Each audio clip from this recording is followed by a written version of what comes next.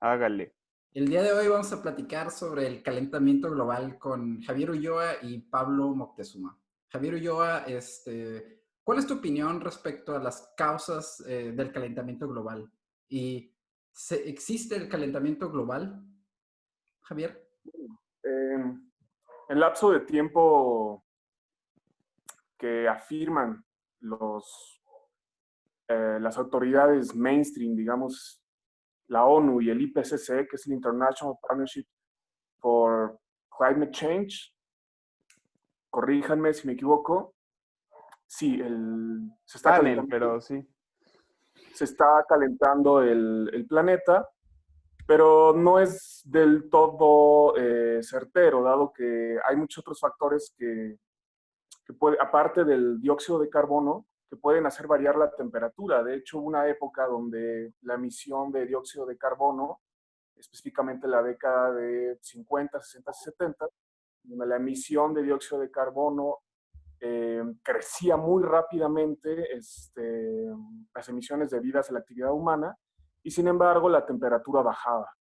Entonces, sí se está calentando, pero hay problemas para determinar o para asegurar que hay una correlación entre la actividad humana y el calentamiento, ¿no? Incluso que hay una correlación directa entre dióxido de carbono y el aumento de la temperatura promedio de la Tierra. Ujú.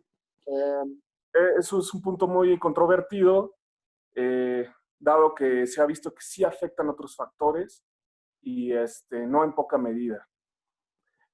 Podríamos hablar de Pero erupciones. tú crees, o sea, tú dirías que el planeta se está calentando o no, para empezar. Actualmente, sí, desde hace Ujú, más de 30 años, sí. Pero la ujú. correlación con el dióxido de carbono es débil, dado que las 3 décadas anteriores, se enfrió a pesar de las grandes emisiones de dióxido de carbono. Ujú. ¿Qué otra causa? Pero La correlación es lo que está un poco forzada, pienso yo. es que es una serie de químicos, ¿no? No solo o sea, hay muchas moléculas ahí Los gases paseando. invernaderos. Entonces hay clorofluorocarbonos que tienen, una moleculita tiene capacidad de almacenar 1000 veces el calor que almacena una moleculita de dióxido de carbono. Luego está metano, por ejemplo, que tiene como 400 veces, no me acuerdo bien. Entonces hay un montón de químicos que se están emitiendo a la atmósfera y cada uno tiene estos COX equivalents, ¿no? Que son como la cantidad de calor que pueden juntar y almacenar y por lo tanto guardar dentro de la atmósfera, ¿no? Entonces, si cuando hablamos de dióxido de carbono, podríamos fijarnos nada más en el CO2, ¿no? Pero también hay que fijarse, o bueno, el panel sí considera no solo esa molécula, sino un montón de moléculas y su equivalente. Pero, o sea, no conozco el argumento de que se estaba produciendo más dióxido de carbono eh, hace 30 años y esto no sé. Pero el punto es que hay que tener claro que, por ejemplo, con las vacas producimos un montón de metano y el metano también calienta el planeta, ¿no? Y en general, un montón de moléculas que estamos produciendo con nuestras industrias y así, calientan el planeta. Ese es el argumento mainstream, ¿no? Del que estás platicando. Ujú, ujú. Sí, sí, hay muchos gases invernadero, pero que también son emitidos de forma natural y cuyas variaciones son drásticas debido a la actividad volcánica. O sea, un volcán en su etapa más activa, pues oblitera todas las emisiones humanas, ¿no? En el periodo de tiempo que corresponde. Entonces, la ¿Quién correlación es sabe, eh? dudosa, la correlación de la actividad humana cada vez es más dudosa. Eh, Mm. ¿Cuál sería tu candidato entonces, Javier? ¿Qué otra causa verías entonces? bueno, mira, cada vez hay más evidencia que señala a la actividad solar. Esto de las manchas solares hay registros que la actividad del Sol genera calentamientos y enfriamientos cíclicos. Y bueno, tan importante es el Sol que toda la energía térmica que recibe la Tierra, o casi toda, no toda, proviene de el Sol. Es nuestro gran regulador y también regula los campos magnéticos de la Tierra, la interacción de los campos magnéticos con las emisiones de partículas del Sol, los vientos solares, pues tienen interacciones importantísimas que afectan el clima. Y Pero que, el campo magnético no se debe al Sol, se debe al núcleo férrico de la Tierra, a ese movimiento yo no, de rotación. yo no dije que se debiera al Sol, dije la Mm. interacción del campo magnético con las tormentas solares. Ujú, ujú. Ok, Una interacción, sí. no se debe a. Hay una Ujú. interacción entre ambos. Y esta interacción, pues, afecta la cantidad de radiación cósmica que llega a la Tierra y por ende las auroras boreales y muchos otros fenómenos climatológicos en donde ya se estudia el efecto que tienen los iones. La radiación cósmica genera iones en la atmósfera superior de la Tierra. Bueno, estos iones, al parecer, también actúan como núcleos de condensación, es decir, núcleos que condensan la humedad presente en el aire en gotículas, que son las precursoras de la lluvia. Ya, no, ¿Quién sabe? pero Pero tú dices que eso es más relevante, o sea, esa interacción que hay entre rayos solares, campo magnético, desviación de las partículas solares hacia los polos dado el campo magnético, la condensación de gotículas en los polos, esa es una dinámica que tiene mayor relevancia. ¿Eh? Eh, sí, sí, definitivamente el balance energéticos eh, apuntan a ello, apuntan a que se debe a los gases invernadero. Es mucho, es demasiada energía, sobre todo porque afecta, digamos, se condensa, estos núcleos de condensación forman nubes en el océano.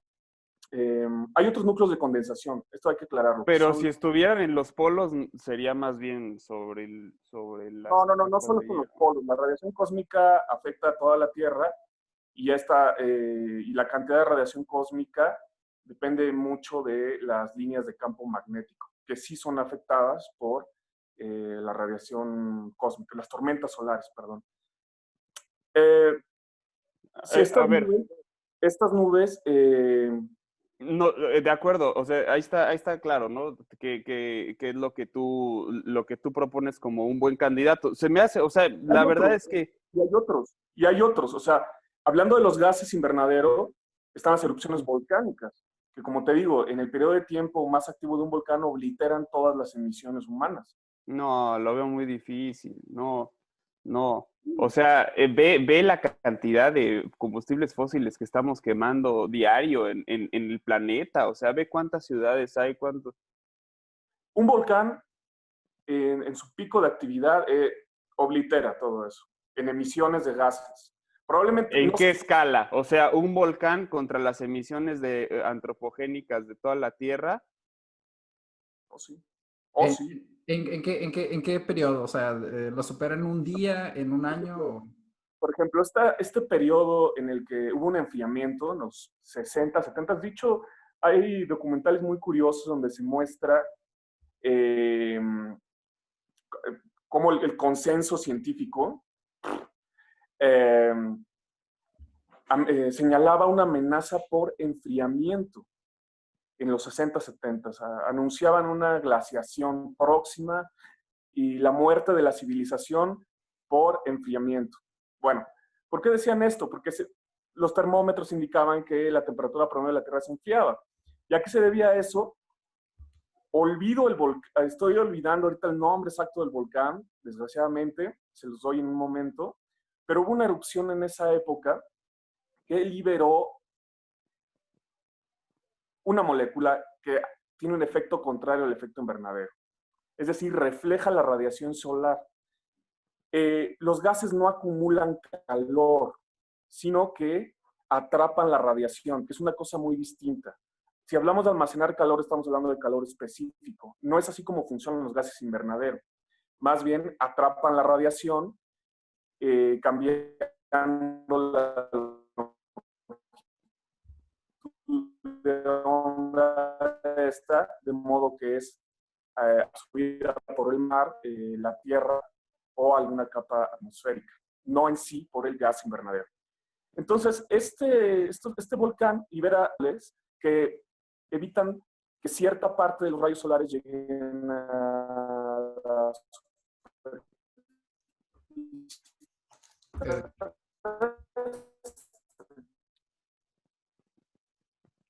y a pesar de las grandes de dióxido de carbono, en aquellas épocas, era un boom de consumo de petróleo, la era dorada del petróleo, pues nada, seguía bajando la temperatura.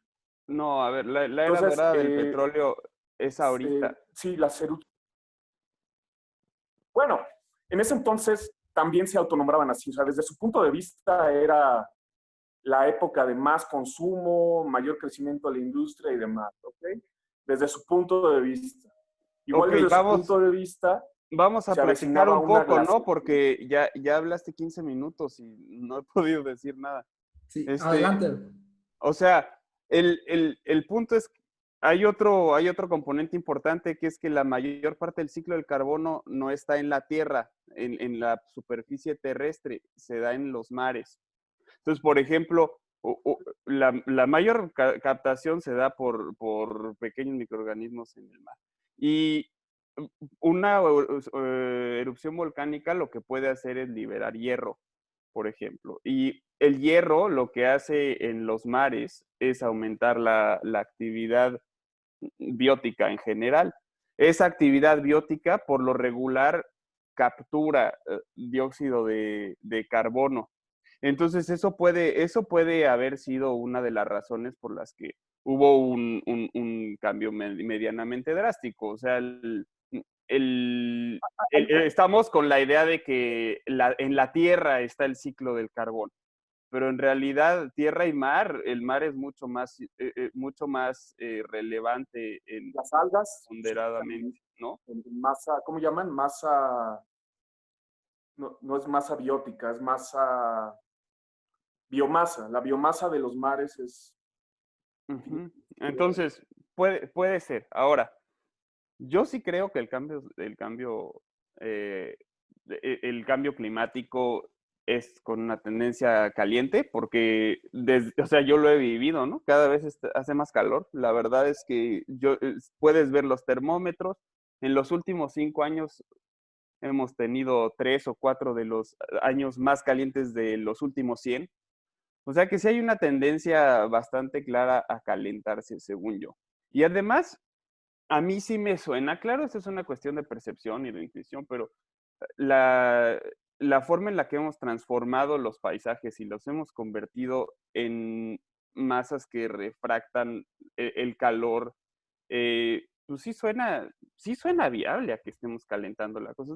Tú nomás párate en el DF ahora en junio en una calle y siente qué calor hace ahí, es insoportable. Y luego vas a una Chinampa de Xochimilco y no hace tanto calor. Cuando todo ese paisaje estaba más o menos enverdecido, no hacía tanto calor. Y ahora, como la transformación, si tú te subes un avión y ves México, la mayor parte del altiplano está convertida en planchas de cemento y en tierra pelona, pues a mí sí me suena a que sí hemos generado un calentamiento generalizado.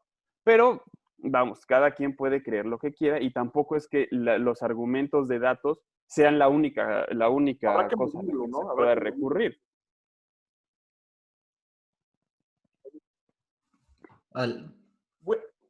Qué bueno que tocas eso, porque, bueno, si tienes algo más que añadir, Pablo. No, a ver, moderador, Adelante, ¿para Javier. dónde vamos? Uh-huh. Adelante, Javier. Responde la pregunta de Pablo. No pregunté nada. Bueno, el último comentario de Pablo. ¿Cuál es la pregunta?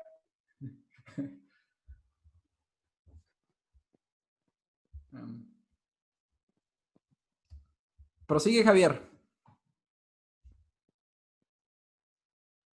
Bueno,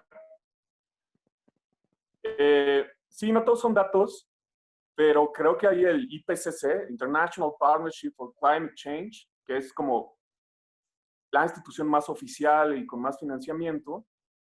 Es un quiste de la ONU, digamos, y la ONU a su vez es un quiste del planeta, otro tema. Pues siempre se va por el lado catastrofista, ¿no? Ni siquiera tanto de los datos. Y es otro tema preocupante. Ya hablamos de cuáles son las causas del calentamiento, si hay un calentamiento, pero además está esta cuestión de las catástrofes que según se avecinan. Oye, pero sí tienen datos, compañero. O sea, tú ves cómo han sacado datos de los núcleos de hielo y de los árboles y de todos lados. O sea, yo creo que sí hay datos. Que la historia sea la real puede cuestionarse. Bueno, la cuestión es esta. En 1990, bueno, en las grandes reuniones del protocolo de Kioto, en cada una de esas reuniones, la catástrofe estaba a 13 años, 10 años, 9 años, y siempre la van aplazando, porque no llega, porque sus teorías no hacen predicciones exactas, mucho menos cuando se trata de afectaciones a la civilización y a la Tierra. Cada vez van aplazando la llegada de la catástrofe. Esto es absurdo. Bueno, Cada vez emitimos más dióxido de carbono. ¿Cómo es posible eso? En el 92 estuvo la cumbre de Río, ¿no? Que era Río Plus 20. Y no dijeron que se iba a acabar el planeta. Lo que decían es, podemos tomar decisiones que pueden ser trascendentes para el futuro de la humanidad si actuamos ahora. Después va a ser más difícil. Después se reunió el Plus 20 en el 2012 y dijeron, pues la neta es que no las tomamos, pero bueno, ni modo, ¿no? Pero yo sí creo que va a caer una buena, o sea, definitivamente, definitivamente. Yo también creo cosas y las cosas que creo muchas veces me las guardo porque causan risa. La cuestión aquí es las conclusiones y justificar esas conclusiones, porque aplazar estos efectos, a pesar de que no se cumplieron las metas de reducción de dióxido de carbono, es como aplazar lo imposible, que es el que su teoría sea refutada. Porque una teoría que falla en sus predicciones, ahora sí que tan catastróficamente, pues tiene que ser desechada y tenemos que adoptar otros modelos. Sin embargo, hacen mucha presión política, sobre todo los gobiernos, con estos panoramas catastróficos que nunca llegan. Hay afectaciones ecológicas de todo tipo, pero no creo que su teoría sea la indicada para amalgamarlo todo en calentamiento global. Creo que fallaron. Para aclarar, entre 1980 y el 2018 hubo en promedio 6.2 catástrofes naturales, y entre el 6.2 catástrofes naturales por año, y entre el 2006 y el 2018 hubieron 15 catástrofes naturales por año. O sea, sí hubo un incremento del número de catástrofes naturales, si eso se debe al calentamiento global o no. Eso ya es algo que podría responder Pablo o tú. ¿Qué Bueno, dirías tú al respecto, Pablo? estoy de acuerdo con esos datos, pero en tiempos geológicos no significa absolutamente nada y comparándolo con lo que pronosticaban, tampoco es nada. Mira, yo he estado en campo trabajando con la gente que trabaja con milpas y que trabaja con diferentes tipos de agricultura, y yo sí he visto que la agricultura cada vez se vuelve más complicada, más inviable, y sí creo que, vamos, no tendríamos semillas de maíz si la agricultura de temporal no hubiera sido viable en algún momento. Pero actualmente se ha vuelto súper difícil en muchas regiones de México seguir teniendo un ciclo estable de actividad agrícola, y a mí eso me suena a que pues, sí ha habido un cambio de las condiciones sobre las que estamos jugando, ¿no? Porque, pues no sé, hubo maíz hasta 1980, estos milperos heredaron un maíz familiar, ¿no? Una raza familiar que había sido mejorado por sus antepasados. Actualmente casi siempre pierden ese maíz. Ahora acaba de haber unas inundaciones en la península de Yucatán, debido a que en 10, 12 días llovió 1,300 y pico milímetros de agua, cuando el promedio anual de lluvias en la península de Yucatán, en la región de Mérida, es de 550. Eso de que te llueva casi 3 veces en 10 días, eso suena raro. O sea, no es una cosa como que, o sea, yo sé que puede ser algo extraordinario, pero ya que lo pones en una serie de tiempo con 4 sequías anticipadas en las que llovió muchísimo menos de lo esperado y ahora muchísimo más, suena que las cosas están alteradas, pero bueno, puede ser una cuestión de coincidencia, ¿de acuerdo? O sea, pues sí, pero a O mí puede me ser suena algo, que no. o puede ser algo que no hemos modelado con la suficiente exactitud, ¿no? O sea, sí, El dejaste planeta de yo creo que es un ente resiliente, o sea, tú le cargas con la mano y el planeta también ha estado respondiendo. Entonces tú le cargas y dices, el sistema está ahorita para aguantar 20 años, le cargas, pero el sistema inteligente también te dice, no, no, no, yo aguanto mucho más, muevo estas variables, ¿no? O sea, él captura más con el mar, hace ciertas jugadas, por ejemplo, limpiamos los bosques, pero nacen pasturas que reflejan más la luz solar y por ende no hay tanta calefacción. Entonces no es fácil predecir el sistema, tampoco. Es un sistema muy complejo. no, Entonces no es pensar fácil, que deberían dejar de...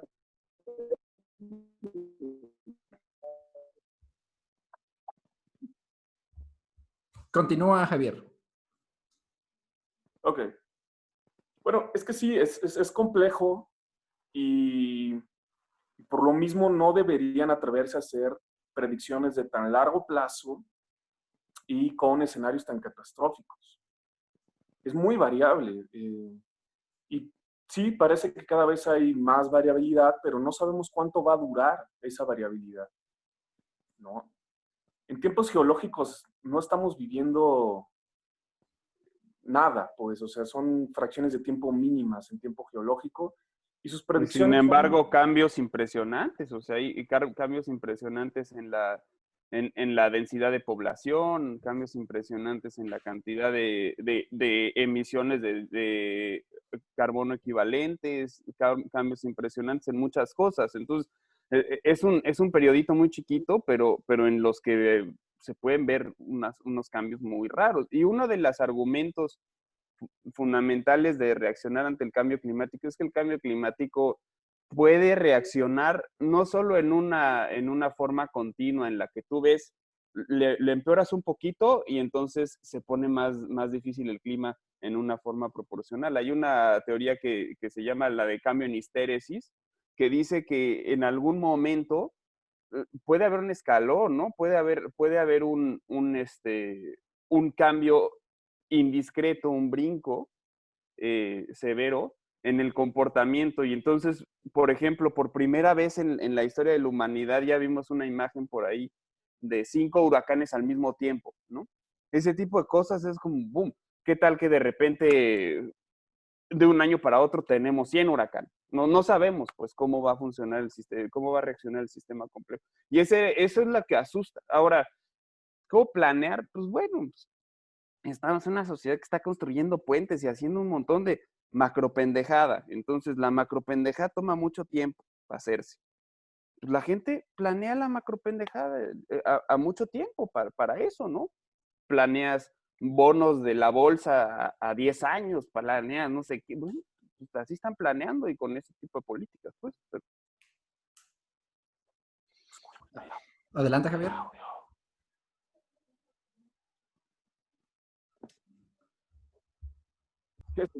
Adelante. Bueno, Se trabó mucho la grabación, pero aquí estamos. No tiene mucho que registramos vía satélite la actividad del clima. Entonces, pues sí, en la pequeña historia de los...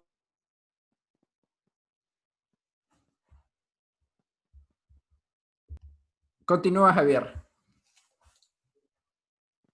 Va, nos quedamos en lo de los registros. Y creo que eso es mucho más relevante hacer caso a los registros geológicos, dado que la extensión de tiempo es muchísimo mayor de lo que los satélites han registrado, ¿no? De la actividad climática. Y pues estos cambios pueden parecer drásticos, pues se han dado en otras etapas de la historia. Y más Sí, no, pero en los aún. últimos 100.000 años no había habido tanto CO2 equivalente. Así, o sea, Bueno, y eso que hubo el CO2, glaciaciones y hubo unas cosas bien locas, o sea, en el Canadá era un glaciar hace 20.000 años, pero aún así no había habido tanto, tanto CO2 equivalente y no habían habido muchas otras condiciones muy extrañas que se están dando ahorita. ¿Cuáles sí, condiciones te refieres, Pablo? Pues yo me imagino que, por ejemplo, la cantidad de, la reducción de biodiversidad, o sea, el número de animales y cadenas tróficas metidas dentro de los ecosistemas nunca había sido tan pobre, ¿no? O sea, hay muy pocos organismos ahorita en el planeta que no sean cerdos, vacas y humanos. También esa diversidad tiene que ver con la capacidad de llenar huecos y ocupar funciones dentro del ecosistema que son importantes. Yo creo que no había habido tampoco tanta tierra pelona en la historia, o sea, había habido hielo, pero no había habido tierra pelona, por ejemplo. Entonces, cosas de ese tipo, ¿no? Claro, podrías decir que no, es que no, nunca has estado, no, pero en los últimos 100.000, 200.000 años, no hay registro, pues. En la historia de la humanidad, si consideras que la humanidad tiene 2 millones de años. Bueno, no sé qué te refieres con humanidad, ¿no? Sí, sí, bueno. la glaciación ocurrió hace poco, que será, la última fue hace 20.000 años, creo, ¿no? Ujú. Fue muy drástico esto. O sea, se acabó de descongelar hace 14.000 años. ¿Sí? No, nos Eso está quedan... dentro de la historia humana, eso está dentro de la historia humana y fue drástico, mucho. Ok. Ok, entonces tú consideras que es drástico. El problema que tú tienes, Javier, es que te parece que las predicciones son incorrectas y que posiblemente existen otras causas que generan este incremento de la temperatura. Pero la actividad humana es real y en ese sentido me gustaría saber cuál es la consecuencia que tú ves de la actividad humana en la temperatura. Bueno, para empezar, yo no tengo ningún problema. Okay. Las predicciones han fallado por sí mismas. Entonces, el efecto del humano en la temperatura humana, digo, en la temperatura del planeta, ¿cómo? ¿Qué teoría puede encontrar una correlación sin que sus predicciones fallen? Todavía no la hay. Las actuales teorías de los gases invernadero fallan. Sus predicciones fallan. Muy bien. Bueno. Hacia adelante y hacia atrás. Porque, repito, cuando más crecía el consumo de combustibles fósiles, en la década de los 50, 60 y 70, la temperatura disminuía. ¿Dónde está esa correlación? En 1900 en los 1970s, en los 70s dices, la temperatura estaba disminuyendo. Ok. 60s y 70s, se hablaba de una posible glaciación, Ok. mini glaciación. Esa era la catástrofe de moda. Y bueno, nos queda un minuto, Pablo. ¿Tienes algo que responder sobre el último comentario de Javier? Sí, pues no sé, no sé de dónde salen los, los datos esos. O sea, yo no he visto que en el último siglo haya habido una cosa que no parece incrementar, pero puede ser que estén por ahí, o sea, habrá que ver. Yo ahorita me voy a poner a revisar mis artículos también que tengo cambio climático, a ver si por ahí lo encuentro. Sí, Pero yo también les paso ese dato. Fue muy famoso y hubo mucho ruido al respecto de la mini glaciación. ujú. Y Muy luego el bien. análisis de series de tiempo se hace con varios intervalos, ¿no? No puedes agarrar nomás un intervalo y decir, ah, mira, aquí hay una tendencia negativa. Y si es solo en los 50, 60, entonces ahí están faltando los otros intervalos. Muchas ¿Sí? gracias.